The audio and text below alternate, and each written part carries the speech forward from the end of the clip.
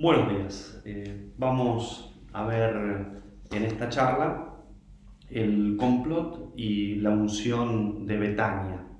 Este episodio lo pueden encontrar en el Evangelio de San Mateo, en el capítulo 26, del versículo 1 al 16. Les aconsejo que después en casa lo lean detenidamente. Dice así el Evangelio. Cuando acabó Jesús todos estos discursos, dijo a sus discípulos: saben que dentro de 2 días es la Pascua, y el Hijo del Hombre va a ser entregado para ser crucificado.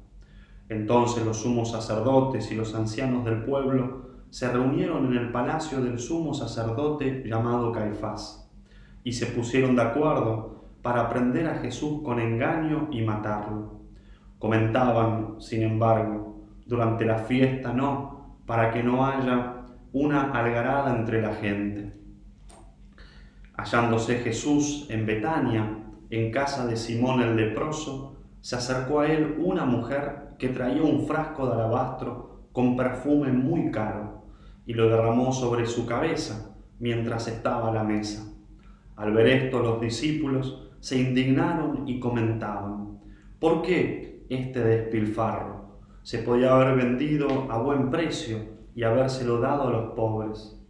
Mas Jesús, dándose cuenta, les recriminó: ¿por qué molestan a esta mujer si ha hecho conmigo una obra buena? Porque pobres tendréis siempre con ustedes, pero a mí no me tendrán siempre. Y al derramar ella este ungüento sobre mi cuerpo, lo ha hecho anticipándose a mi entierro. Les aseguro que donde quiera que se proclame esta buena nueva, en el mundo entero, se hablará también de lo que ésta ha hecho para que su recuerdo perdure.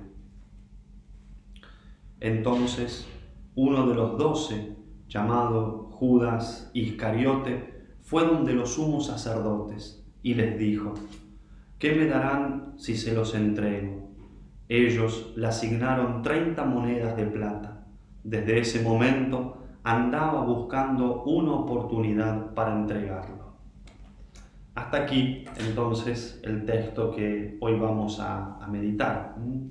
Veamos un poco el contexto de este relato. Ya es inminente la hora de Jesús, la hora de la cruz, y Jesús es consciente y le va a advertir a los apóstoles acerca de esta hora. No se lo oculta a los discípulos.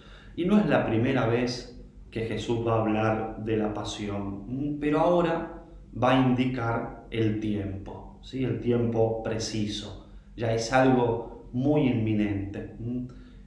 Pensemos un poco entonces en el tono en el cual Jesús diría estas cosas. Cuando nosotros nos vamos acercando hacia un mal y ese mal es imposible de evitar, ya de antemano empezamos a sufrir, ¿no? Y cuanto más nos acercamos a ese mal, empezamos a sufrir más todavía.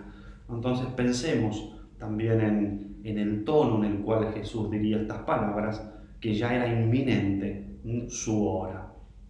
Y hay dos escenas que también ponen en contexto el tema principal que hoy queremos tratar y en el cual queremos centrarnos, que es en la unción de Betania. Comienza este relato, como vimos, con el complot contra Jesús, ¿no? Es decir, los judíos se habían unido para darle muerte a Jesús, querían matarlo a Jesús. Luego de ese complot viene el hecho de la unción de Jesús en Betania, y luego al final viene la traición de Judas, ¿no? Y es muy importante tener en cuenta esto, que Judas no es del grupo de los enemigos, no de los que se unen para buscar matarlo, ¿no? que se complotan, sino que pertenece al grupo de los íntimos, al grupo familiar de Jesús, comparte la vida con Jesús, es decir, pertenece a una traición mucho más grave. Como decíamos, no es un enemigo el que lo traiciona, sino que es un amigo. Entonces pensemos, ¿no?, cuánto dolor tendría Cristo por esta traición de este amigo que es uno de sus íntimos.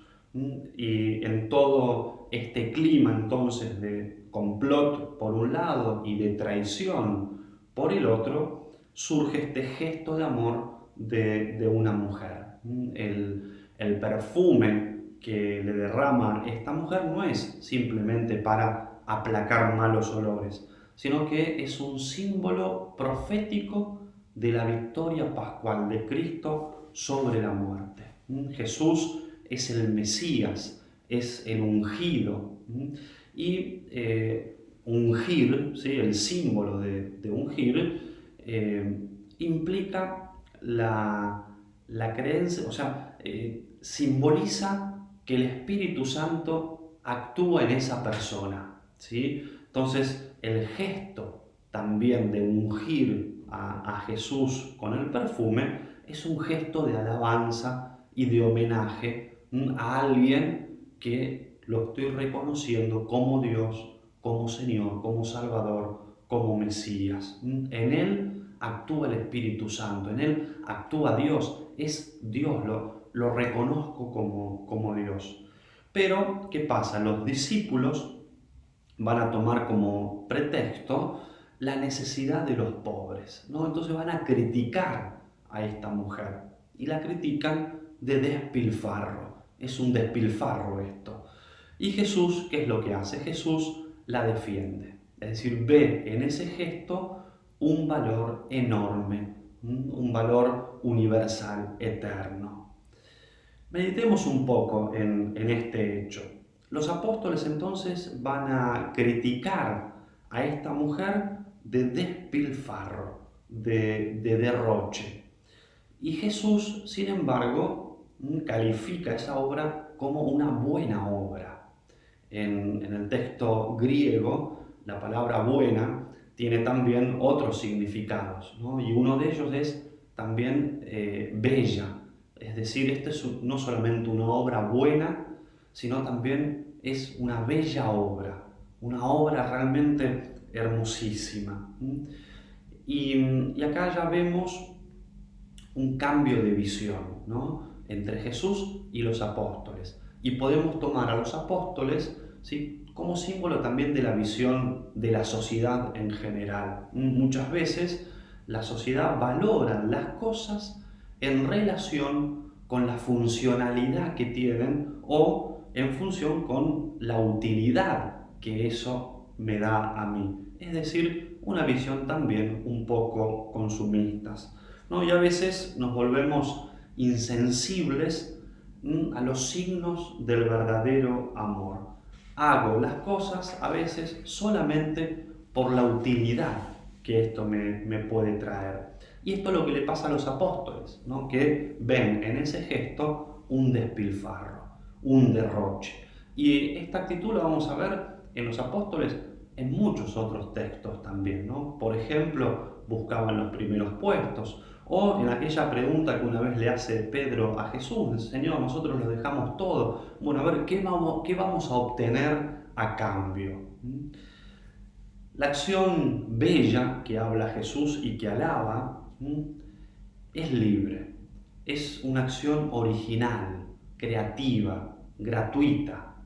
Como también son bellas las acciones de los discípulos cuando ya no obran simplemente por cumplir o por fines utilitaristas, sino cuando obran bajo el impulso del amor.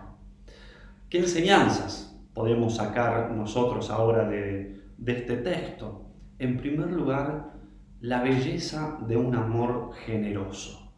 La mujer dio lo más precioso que tenía.